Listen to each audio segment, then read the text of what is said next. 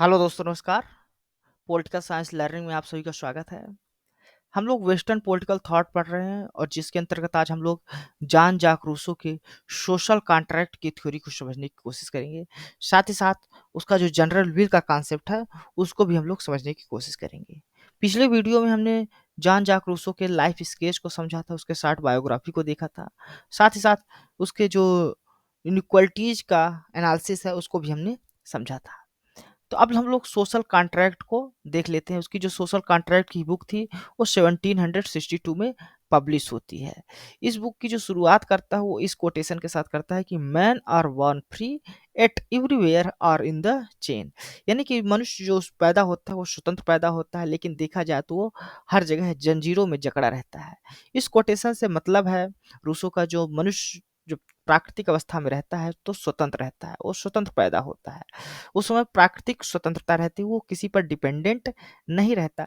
लेकिन जैसे ही वो सिविल सोसाइटी में इंटर करता है तो जो तो उसकी जो प्राकृतिक स्वतंत्रता है वो छिन जाती है, वो दूसरों पर डिपेंडेंट होने लगता है। वो अपनी आवश्यकताओं के लिए जो दैनिक आवश्यकताएं हैं उसके लिए वो दूसरों पर निर्भर रहता है। इसलिए वो कहता है कि man on born free at everywhere are in chains. अब हम लोग रूसो के सोशल कॉन्ट्रैक्ट को समझने से पहले उसके जो स्टेट ऑफ नेचर का एनालिसिस है उसको देख लेते हैं कि रूसो स्टेट ऑफ नेचर को किस प्रकार डिस्क्राइब करता है। स्टेट ऑफ नेचर एक हाइपोथेटिकल कंडीशन होती है, हिस्ट्री में ऐसी कोई घटना घटी नहीं होती। ये सभी जो सोशल कॉन्ट्रैक्ट के थिंकर्स हैं ये स्टेट ऑफ नेचर को एक हाइपोथेटिकल कंडीशंस मानते हैं। तो रूसो का मानना है कि जो स्टेट ऑफ नेचर था उसमें मैन क्या था, सॉलिटरी था but happy, healthy and free था। यानी वह एकांत में रहता था, अकेला तो था लेकिन देखा जाए तो वो प्रसन्न था, वो हेल्दी था और इंडिपेंडेंट था, फ्री था। वो दूसरों पर अपने जो आवश्यकताएं हैं उसके लिए जो है तो डिपेंडेंट नहीं था। जब हम लोग हाब्स के स्टेट ऑफ नेचर को एनालिसिस करते थे कर रहे हैं तो उसमें देखे थे कि जो हाब्स बताता है वो कहता है कि जो स्टेट ऑफ नेचर वो नेस्टी था, ब्रूटिश था, सॉलिटरी था, पुअर था। लेकिन हॉब्स जो है तो बुरा बताता है, लेकिन रूसो जो है तो उसको अच्छा बताता है। साथ ही साथ रूसो यह भी कहता है कि जो ह्यूमन बीइंग होता है वो स्टेट ऑफ नेचर में अपने सेल्फ प्रिजर्वेशंस और कंपेंसन्स के इंस्टिंक्ट के द्वारा गाइडेड होते हैं। यानी उनके अंदर जो ह्यूमन होते हैं वो आत्म संरक्षण की भावना रहती है, साथ ही साथ उनके अंदर दूसरों के प्रति दया की भी भावना रहती है। रूसो कहता है कि जो ह्यूमन है वो एनिमल से डिफरेंट होते हैं, अलग होते हैं, क्योंकि ह्यूमन के पास क्या होती है, एक विल होती है, डिजायर होती है, किस चीज के लिए, परफेक्टिबिलिटी के लिए डिजायर होती है। रूसो का मानना है कि जब ह्यूमन पैदा होता है, जब ह्यूमन बॉर्न होता है तो उसके अंदर रीजन नहीं होता, तार्किकता नहीं होता, लोग सिंपल जीवन जीते हैं और खुश रहते हैं। लेकिन जैसे ही उसके अंदर रीजन का जन्म होता है, तार्किकता का जन्म होता है, तो इंसानों की जो वांट्स है, चाह है और आवश्यकताएं हैं वो बढ़ जाती हैं, वो भी जो है तो बढ़ जाती हैं, जिसके कारण उसका जो मानवता है वो पतित होने लगती है, वो उसकी जो अच्छाई है वो बुराई में बदल जाती है। इस प्रकार जो रूसो कहता है कि इस जो स्टेट ऑफ नेचर से डिपार्चर था उसको वो फैटल एक्सीडेंट मानता है। यानी सिविल सोसाइटी का जो निर्माण होता है उसको फैटल एक्सीडेंट कहता है। और वो यह भी कहता है कि जो स्टेट ऑफ नेचर का गोल्डन पास्ट था उसमें दोबारा नहीं जाया जा सकता, उसमें दोबारा नहीं जा सकता है उस गोल्डन पास्ट में। अब वो सिविल सोसाइटी का किस प्रकार से एनालिसिस करता है। रू- इ- रूसो का मानना है कि जो स्टेट ऑफ नेचर था उसमें स्मॉल पॉपुलेशन थी, लेकिन सिविल सोसाइटी में लार्ज पॉपुलेशन हो जाती है। लोग साथ में साथ रहना शुरू कर देते हैं और साथ साथ रहने से ये इंडिविजुअल रियलाइज करता है कि अपनी आवश्यकताओं के लिए दूसरों पर डिपेंडेंट रहा जा सकता है। कुछ कार्य एक कार्य एक व्यक्ति करेगा और दूसरा कार्य दूसरे, यानी labour of division, division of labour होता है। और इसके कारण क्या होता है, वो अपना परिवार जो है तो अलग कर लेता है और स्मॉल कम्युनिटी डेवलप्ड होती है और साथ ही साथ डिवीजन ऑफ लेबर भी इंट्रोड्यूस हो जाता है समाज में। अब जब लोगों के पास डिवीजन ऑफ लेबर हो जाता है तो उसके क्या होता है, उसके पास टाइम पर्याप्त मात्रा में बचने लगता है। और जब टाइम पर्याप्त मात्रा में बचने लगता है तो वो अपना टाइम क्या कहाँ लगाते हैं, डिस्कवरीज करने में, खोज करने में और आविष्कार करने में, अन्वेषण करने में, इन्वेंशंस में वो अपना टाइम देने लगता है। साथ ही साथ लोग अपने आप को कंपेयर करने लगते हैं दूसरों के साथ। और जब वो कंपेयर करने लगते हैं तो उनके अंदर जीलियसली की भावना आती है, प्राइड की भावना आती है, कंटेम्प्ट की भावना आती है। और उसको मानता है कि रूसो का यह मानना है कि जब लोग सिविल सोसाइटी में इंटर कर जाते हैं तो डिपेंडेंस के फेज में इंटर कर जाते हैं, यानी एक दूसरे के ऊपर डिपेंडेंट रहने लगते हैं अपनी डेली की आवश्यकताओं के लिए। साथ ही साथ सिविल सोसाइटी के निर्माण के साथ साथ ह्यूमन क्या करता है, प्राइवेट प्रॉपर्टी का भी निर्माण करता है, प्राइवेट प्रॉपर्टी का भी गठन होता है और डिवीजन ऑफ लेबर भी आता है। इससे क्या होता है, समाज में डिफरेंसेस उत्पन्न हो जाते हैं। किस प्रकार के डिफरेंस, डिफरेंस इन वेल्थ देखा जाता है, पावर में डिफरेंस देखा जाता है और लोगों के स्टेटस में भी डिफरेंस इस सिविल सोसाइटी में देखा जा सकता है। इससे क्या होता है, समाज में एक असमानता जो है तो बढ़ जाती है। जो इंटरडिपेंडेंस होता है इसकी वजह से क्या होती है, समाज में असमानता बढ़ जाती है। कुछ लोग लग्जरी लाइफ जीने लगते हैं और कुछ लोगों की जो लाइफ होती है वो पुअर होती है। इसी कारण जो है तो रूसो क्या कहता है कि जो सोसाइटी का इमरजेंस है और लोगों का स्टेट ऑफ नेचर से डिपार्चर है, ये फैटल एक्सीडेंट मानता है रूसो। रूसो का कहना है कि जो सिविल सोसाइटी आई है, जो इसका निर्माण किया गया है, ये प्रिविलेज्ड फ्यू के प्रॉपर्टी को प्रोटेक्ट करने के लिए ही किया गया है, यानी कुछ लोगों की ही प्रॉपर्टी को प्रोटेक्ट किया गया है।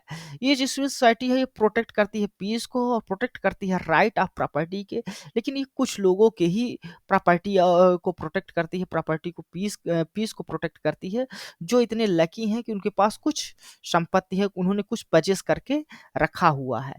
बाकी जो गरीबों हैं उनके लिए उनके जो है तो प्रोटेक्ट नहीं करती। साथ ही साथ उसका मानना है कि जो ह्यूमन है यदि एक बार सिविल सोसाइटी में इंटर कर जाते हैं, एक बार सिविल सोसाइटी में चले जाते हैं, तो स्टेट ऑफ नेचर में जाना उनके लिए पॉसिबल नहीं होता, वो स्टेट ऑफ नेचर में दोबारा नहीं लौट सकते, ऐसा रूसो का मानना है। इस कारण रूसो कहता है कि इस सिविल सोसाइटी के निर्माण के कारण लोगों को सोशल कॉन्ट्रैक्ट करना पड़ता है। समाज में इनइक्वलिटी इतनी बढ़ जाती है, असमानता इतनी बढ़ जाती है, इस कारण लोग एक कॉन्ट्रैक्ट करते हैं ताकि वो क्या हो सके, फ्री हो सके, इंडिपेंडेंट हो सके। और जो है तो एवरी इंडिविजुअल इसमें कहता है, सोशल कॉन्ट्रैक्ट में कहता है कि जो एवरी इंडिविजुअल है वो अपने जितने भी राइट्स होते हैं वो कम्युनिटी को सौंप देते हैं, जो सोवरेन कम्युनिटी होती है, जो जनरल विल होता है उसको दे देते हैं। और कुछ ऐसे नियम कानून बनाते हैं जिससे सभी के लिए लागू हों, और इस प्रकार वो क्या करते हैं, समाज में समानता को स्थापित करने की कार्य करते हैं। इस प्रकार वो क्या बोलते हैं, पहले जो नेचुरल इक्वलिटी थी अब वो लीगल इक्वलिटी बनाने की कोशिश करते हैं, कानूनी जो है तो समानता की बात आती है सामने। रूसो का मानना है कि जो ह्यूमन होते हैं वो जनरल विल के सब्जेक्टिव होते हैं, यानी सभी के जो मनुष्य होता है उनके अंदर एक जनरल विल होती है, जो क्या होती है, कलेक्टिव गुड के बारे में सोचती है, वेलफेयर के बारे में सोचती है, पब्लिक गुड के बारे में सोचती है। और जो पब्लिक अथॉरिटी, पॉलिटिकल अथॉरिटी दी जाती है वो कंसेंट के आधार पे होती है, लोग अपने कंसेंट देते हैं, अपने कंसेंट के कारण ही वो पॉलिटिकल अथॉरिटी बनती है और वही कार्य करती है। रूसो का मानना है कि जो ह्यूमन होते हैं उसके अंदर तो दो तरह की विल होती है, टू टाइप की विल होती है। एक तो पर्टिकुलर विल होती है और एक जनरल विल होती है। अब ये पर्टिकुलर विल क्या है, जनरल विल क्या है, उसको हम लोग समझ लेते हैं। तो रूसो का मानना है कि जो ह्यूमन विल होता है उसके दो प्रकार की, एक तो इंडिविजुअल की विल होती है, एक कम्युनिटी की विल होती है। जो इंडिविजुअल की विल होती है उसको वो पर्टिकुलर विल कहता है, उसका मानना है कि वो पर्टिकुलर विल होता है। और जो कम्युनिटी की विल होती है उसको वो जनरल विल कहता है। अब जो पर्टिकुलर विल होती है वो भी दो तरह की वह रूसो मानता है। जैसे एक तो है एक्चुअल विल और दूसरे को वो रियल विल कहता है। एक्चुअल विल के बारे में वह कहता है कि जो एक्चुअल विल होती है लोगों की वो मोटिवेट होती है इमीडिएट सेल्फ इंटरेस्ट के द्वारा, यानी वो अपने स्वार्थ के बारे में सोचते हैं, अपने भले के बारे में व्यक्ति सोचता है। और कहता है रूसो की ये जो तो लोअर सेल्फ को रिप्रेजेंट करती है, उसके लोअर सेल्फ यानी निम्नतम जो है तो कोर्ट की विल, इच्छा के बारे में बात करता है रूसो। और साथ ही साथ कहता है कि जो एक्चुअल विल होती है ये ट्रांजिएंट होती है, यानी कि ये बदलती रहती है। लोगों की जो व्यक्तिगत विल होती है, सामान्य इच्छा होती है, व्यक्ति लोगों की खुद की जो विल होती है वो स्थायी नहीं रहती, वो समय के साथ साथ बदलती रहती है। साथ ही साथ यह भी एक्चुअल विल जो है तो इंडिविजुअल टू इंडिविजुअल भी डिफर करती है, वह सभी की एक समान विल नहीं होती। लेकिन जब रियल विल की बात करता है रूसो तो कहता है कि रियल विल जो होती है वो मोटिवेट होती है अल्टीमेट कलेक्टिव गुड के द्वारा, यानी वो समाज कल्याण के लिए सोचती है, वो सभी के भलाई के बारे में सोचती है, वेलफेयर के बारे में सोचती है। और इस कारण वो रूसो कहता है कि जो रियल विल होती है वो व्यक्ति के हायर सेल्फ को रिप्रेजेंट करती है। और रूसो यह भी कहता है कि जो रियल विल होती है वो स्टेबल होती है, वो हमेशा समान रहती है, सभी के लिए एक स्थायित्व रहता है, चिर स्थायित्व विल होती है। और ये common to all member of community, ये कॉमन होती है, ना सभी के लिए होती है, क्योंकि इसमें सभी के कलेक्टिव गुड के बारे में सोचा जाता है। इस कारण इस ये जो रियल विल होती है, कॉमन होती है सभी की, इसी को रूसो क्या कहता है? जनरल विल कहता है। अब हम लोग रूसो के जो सोशल कॉन्ट्रैक्ट था, उसके हम लोग की फीचर्स को समझ लेते हैं, क्या-क्या उसके की फीचर्स थे। तो पहला जो सिविल सोसाइटी बनती है, वो कंसेंट के बेसिस पे आधारित होती है, जो पॉलिटिकल अथॉरिटी बनती है। रूसो का मानना है कि जो जनरल विल है, तो वो सबसे ज़्यादा इम्पोर्टेंट होती है और इसी के जो है इंडिविजुअल की फ्रीडम को जो है तो प्रोटेक्ट किया जा सकता है अगर जनरल विल है। अगर एक्चुअल विल है या लोगों की इंडिविजुअल विल है, उससे द्वारा जो है तो कम्युनिटी को फ़ायदा नहीं होगा।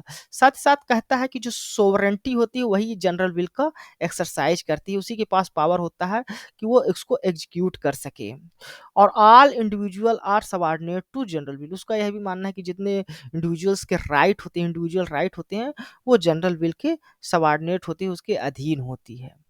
रूसो जो है तो एशियंट स्पार्टा और रोम को वो आइडियल रिपब्लिक जो है तो बताता है कि यहाँ पर जो है तो आइडियल रिपब्लिक था, यहाँ पहले लोग स्वतंत्र थे, अच्छे थे, लेकिन जैसे ही साइंस और आर्ट्स की डिस्कवरी होती है, उसके कारण वो भी पतित हो जाते हैं।